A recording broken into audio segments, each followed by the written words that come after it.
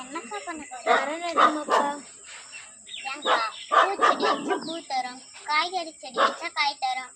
இந்த ஒரு மரத்தை நட்டு என்னக்கா பண்ண போறேன்? ஒரு மரம்னு சாதாரண இடப்படாது பாப்பா. இந்த மரம் பெருசான வாட்டி தூய்மையான காற்று தரும், 3 பேர்த்துக்கு போதுமான ஆக்சிஜனை தரும், வெயில் காலத்தில் அமர நிழல் கொடுக்கும்.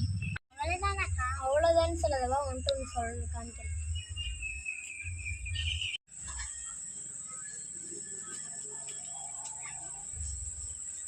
வாழை மரத்துல எத்தனை பயன்கள் இருக்குன்னு வந்து சொல்றேன். இலை, தண்டு, பூ, காய், பழம் என ஒவ்வொரு பாகத்திலும் மருத்துவ பயன்களை புரித்து வைத்திருக்குது. அற்புதமான தாவரம் வாழை.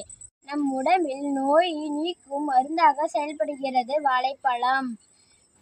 இரத்தத்தில் கலந்துள்ள தேவையற்ற கொழுப்புகளை கரைத்து வெளியேற்றும் திறன் வாழைப்பூவுக்கு உண்டு. போன்ற பல மரங்களில் நிறைய பயன்கள் உள்ளது. சரிக்கா, நானும் வீட்டுக்கு போய் மரம் நடுவேன். சரி பாப்பா.